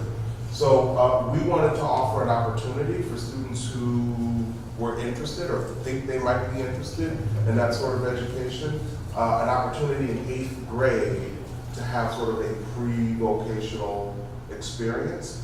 So right now, Lynn Tech has 2 campuses, the Annex and the main building. In the Annex, all of the math and science classes for Lynn Tech students are there, and I believe there's 3 shops, culinary, Cosmo, and graphic arts. On one side of the building, and the other side of the building is an early childhood center, which is full of kindergartens from 2 schools. Right now, there's a little more than 300 littles being served there. We found spaces for those classrooms elsewhere in the district, and the idea is to host a Discovery Academy there. And we're planning to accommodate approximately 300 students. Why 300? Why 300? Because that's how many we think we can accommodate. I mean, that's a simple answer. But I thought you explained to us. Oh, yeah, well, let me keep on going. Yes. Keep on going. So the idea is to admit interested students in proportional response to the overcrowding at Breed, Marshall, and Pickering. So the most seats reserved for Breed, then Marshall, then Pickering. Relief might be a bit of an overstatement. You will have some more wiggle room at Breed or Marshall as a result of this. Is it going to be cavernous all of a sudden? No. So that's a short-term plan. The long-term obviously involves building new schools. So how we came up with that idea is when I was looking at the numbers and I saw the amount of students going to be added to Breed and over at Third and Marshall, they had to be an out-of-the-box thinker, and they're always pushing us to think outside the box. So I spoke with Dr. Tapwagner and said, why couldn't we do this if we could fund space for the early childhood center? And he ran with it and came up with this plan that I fully support, because even to have 150 less going into Third and Marshall, 150 less going into Breed is going to make a big difference for the students that are there present. It will keep, the whole plan is to keep the current enrollment at where it's at, because if you add another 100 kids, it's going to be crazy. So this, again, is just the short-term fix for a long-term issue. And like Mr. Tabala said, I thought it was a need new schools. And that hasn't been addressed yet. So you have someone that is regarding the proposal given 2 years ago to build the 2 middle schools, has there been any thought to say reopen that proposal and just build 1 instead of 2? Because obviously 2 that will be a lot of money for taxpayers. But if we were to just build the 1 in the tech, kind of the region where tech is, to have the middle schools in the 4 corners of the city in a way. can you call on John to respond? The reason we had the state suggested the 2 schools. If we had had just 1 school, it would have been 1,660 students, which would have been the largest middle school in the state. And they advised against that. So they suggested that we look at and come up with 2 sites to split it. So we basically, the one that we had proposed up off Parkland Avenue was going to be identical, 660, I think, that we're going to Pickering. And then we're going to do 1,000 down in Commercial Street. But that wasn't the recommendation, that wasn't our decision. They didn't want to have a 1,660 student middle school. And why is it important that we listen to them? What do they do for us? They pay the bills. They pay the bills. They reimburse 80% of the cost of the schools. So, John, how much were they gonna give us? Well, it would have been about 90 million out of 140, somewhere around there. so $90 million from the state. That's a lot of money. So that would have, again, it's not 100% on the taxpayer, if we get it. And then you said, why don't we go back in? Dr. Tutwiler, can you speak on that? We re-engaged that process at the last meeting, which was the Thursday before last. So the school committee approved us moving forward with asking to be back in the process with the state building authority.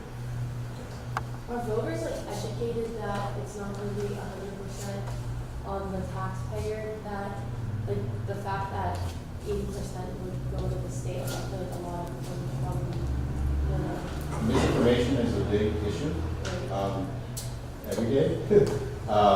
So, I read an ad in the item prior to the election, and it said, taxpayers, you will have to pay $5,000 more taxes. What they neglected to say was that amount over a period of 25 years, so they would actually pay $200 more a year for those student schools. But the misinformation that got out and the distractions that got out sort of got our public obviously upset, and they had a lot of misinformation. So I know, well, actually I was going to ask Mrs. Cutler what the situation of the population at Sisson Elementary School is, because I know that it adjoins Pickering, and that maybe if there was any extra space that we could find in there, like students could be moved to other rooms, so we could kind of move some Pickering classes over into that space too. We could do that. So you mean move, expand Pickering into Sisson? Yeah, expand Pickering. Yeah, Sisson needs all of its square footage. and they actually have a portable attached to the system because of the amount of students that go there. So, I think that's an issue. One thing that I did want to talk about, and I will have John chime in as well, is we have the buildings that we have, right? So if we don't build new ones, we deal with the old ones, right? Whenever anything happens to those buildings, we have to fix it, right? So we have to repair Pickering when something happens. We have to repair Avon when something happens. We have to repair Reed when something happens. And that costs money. So if we keep on throwing money at these old buildings, 100 years old, is that a good investment? Because it's not a long-term investment, right? It's a short-term investment. And we're going to have to continue to throw money at that building as a Band-Aid instead of bringing, what do you call it, 21st century education into the city.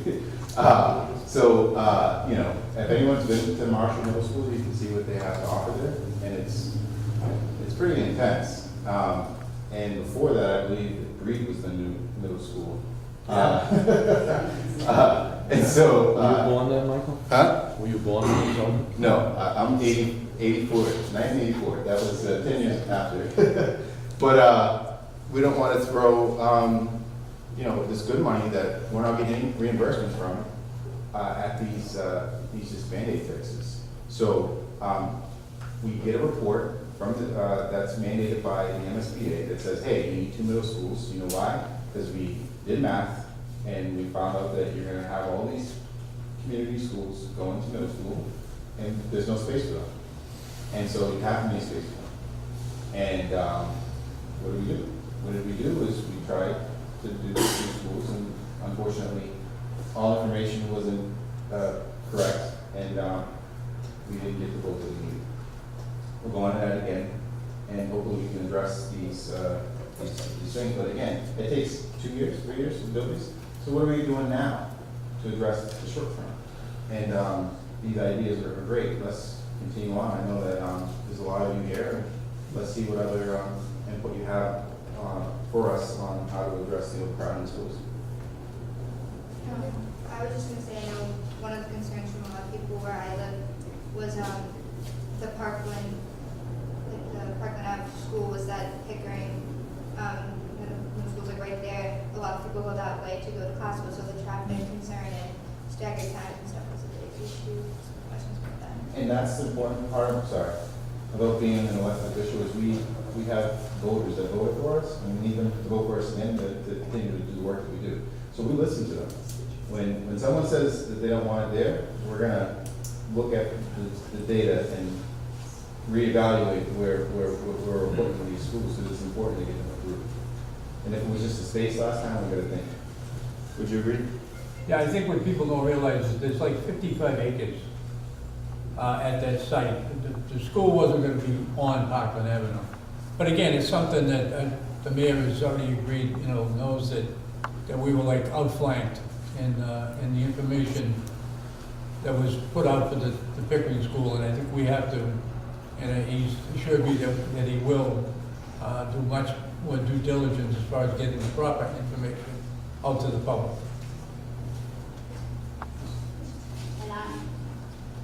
Or didn't they reconstruct, they were doing a different pattern, they were planning on doing a different traffic pattern in that area? Well, they did traffic studies, we did, and there was a huge cul-de-sac that was gonna go in, starting over by the wall on D Street, and it was down to where the other end of the wall is. It was gonna go way in back, it was gonna, you wouldn't even, almost not even see it from Parkland Avenue, the way we had the bus routes in and everything.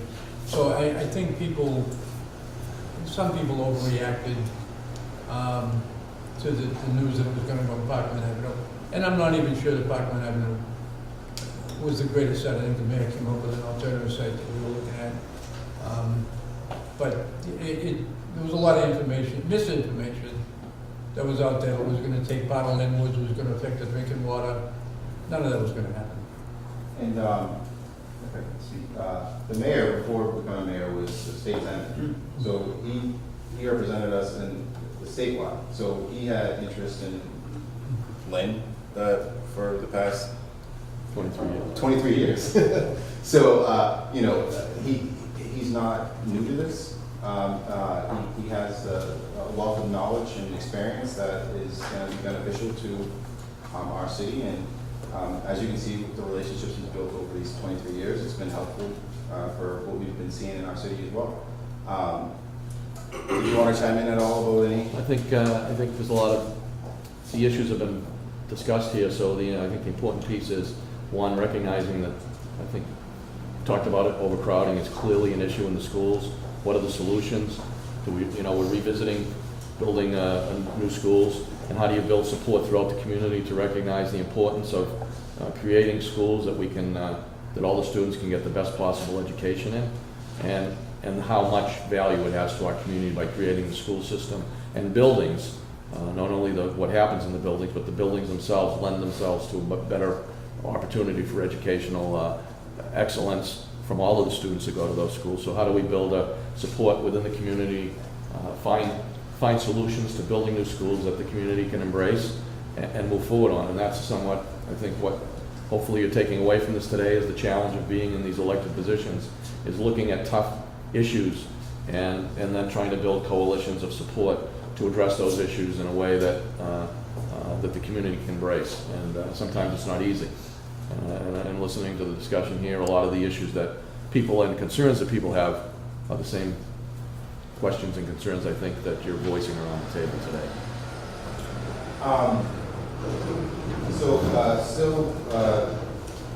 I guess addressing the overcrowding in the schools. One of the things that Donna Capola brought up, I believe she's left, but when you sell a piece of property, it's not just the house that someone's buying into, it's the community. So if you're putting your house up to sell and you have horrible schools, people are going to pay less for that property. If you have good schools, they're going to pay more. So it's going to benefit the city as a whole if we have better schools.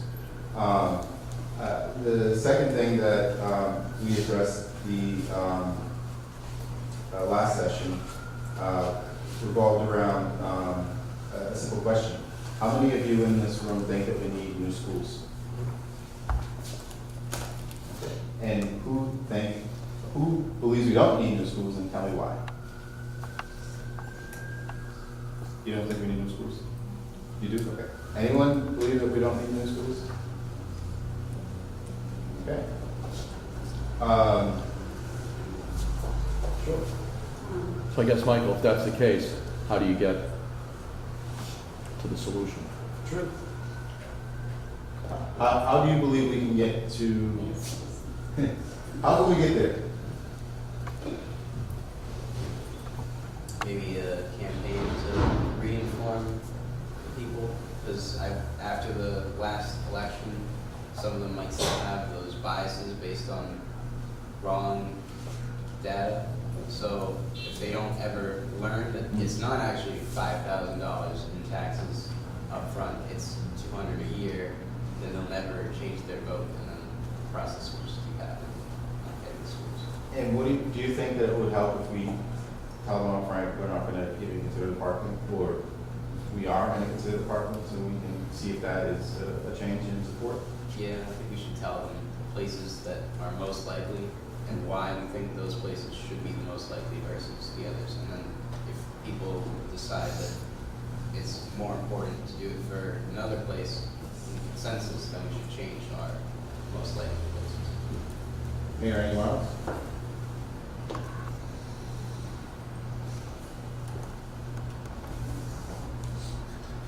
Who here knows how to budget?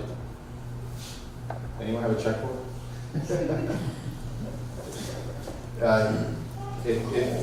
Sorry.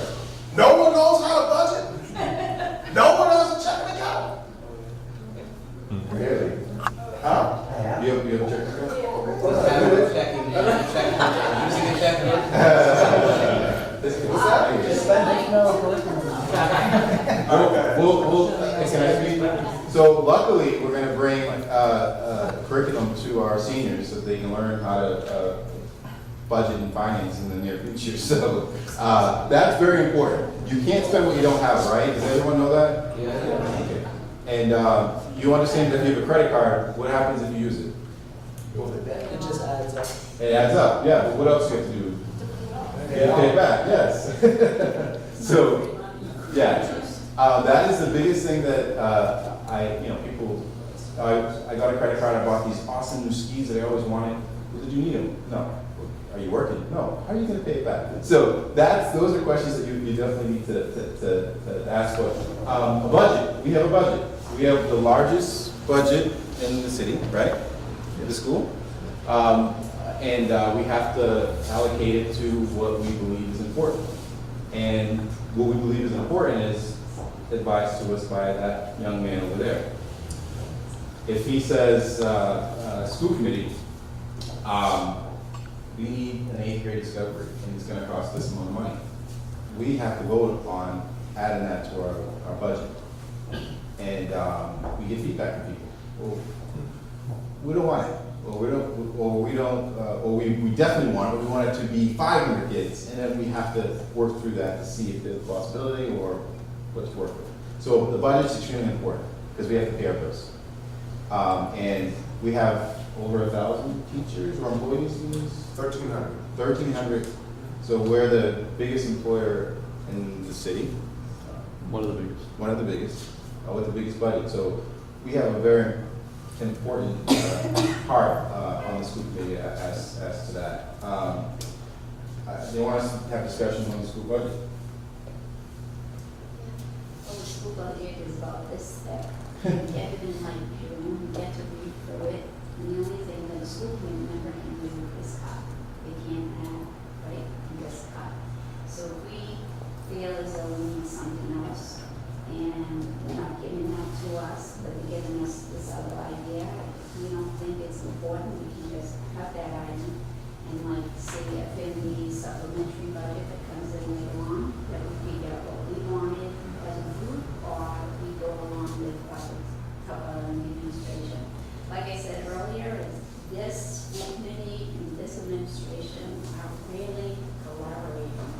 And you know, if you had me in class, you know collaboration is really important. We work together and we get outcomes that are successful. And that's what we need.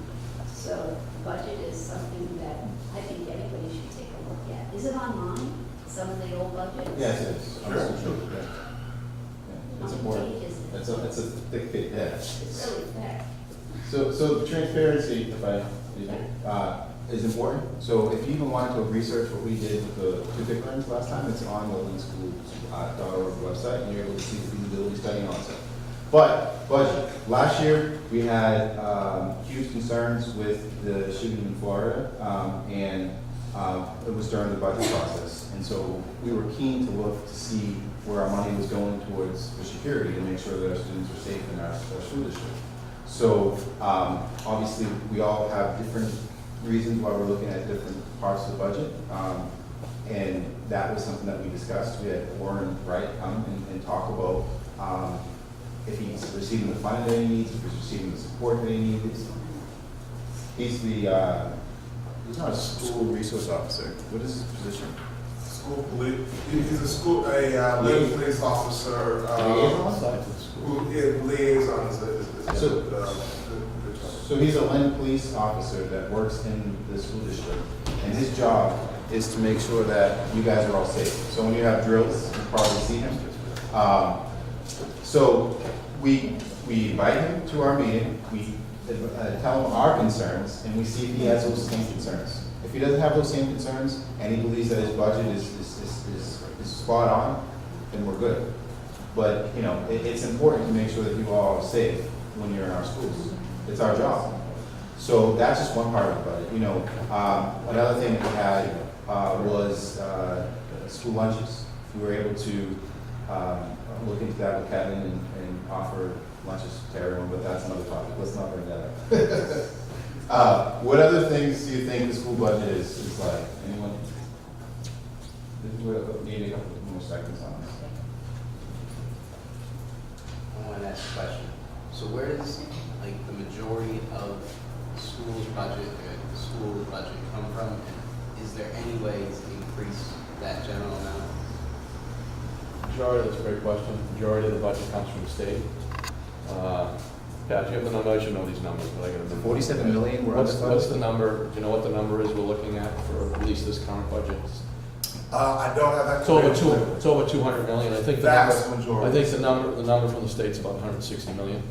So we get Chapter 70 funding. We get Chapter 70 funding. We get other funding. So the majority of the funding comes from the state. The reality is, and we're in the process with the superintendent as well as the head of the teachers union and the school committee and the council in advocating at the state level for a substantial increase in funding. We're probably being we're underfunding our schools by about $47 million a year. So the formula was established in 1993 to establish the funding formula for the schools, and so we're in the process of trying to update that funding formula and get substantially more money into the schools. We did have an increase this year, but it's substantially less than what we really need. So that's an ongoing political issue that's happening at the state level, but the local cities and towns are weighing in. When I went to the hearing a couple of weeks ago, 2 or 3 weeks ago, with the superintendent and Sheila O'Neill from the teachers union, there was dozens of mayors and hundreds of people testifying in front of the legislature saying we need more funding for the schools statewide. And Lynn is one of the key places where that is our number one priority. It's a great question. That plays into the larger budget. Our budget for the city is, this year is around $320 million. We're probably looking at $340+ million next fiscal year. It's a lot of money, but it's definitely not enough money to really do what we need to do in the city. So we're in the process. It's a great question. This is an ongoing effort to really get the dollars we need to make sure that every student across the Commonwealth, obviously we're focused on Lynn in particular, gets the amount of money per student that other communities get, so that it's a fair playing field across the Commonwealth. Right now, that isn't the case, and we're working hard to change that. Any other question before we wrap up? I had a question for Alex. So does standardized test scores have any influence on the amount of money that goes to certain schools, or? At present, no. So I didn't ask what, ma'am. Can I ask why you asked that question? I was just wondering, because I thought that it did. I thought it had some influence on the school, like not receiving funding if it didn't pass certain standards of testing. No. So, I mean, there's It's probably related, if I might may, on the levels of schools and what happens if a level 3 or level 4 school. Right. What happens during those situations. And it's Right, a so- Florida State receiver. So the general answer to your question is no. Like year to year, is there a standard, you know, if the school didn't meet the standard, then the state offers more money for a particular school or a particular district? When a school falls below the standard consistently over, or is underperforming consistently over a number of years, the school or the district could be land in the caring hands of the state, and there might be funding conversations at that point. But they also remove autonomy from the district and from that school, and they're sort of calling the shots. Does that make sense? So it's only when the school Is fails underperforming, pretty many much. times that then the state takes it over. Right. So if you're doing good, they don't care. We have to adjourn. Yes, Yep. okay, so there's a motion to adjourn. The mayor, as chair of the school committee, has been a motion to adjourn. Does anyone want a second? Anybody second? Anyone? Yep. Second? All in favor? All in favor? Aye. Okay, meeting adjourned. Good job. Can I?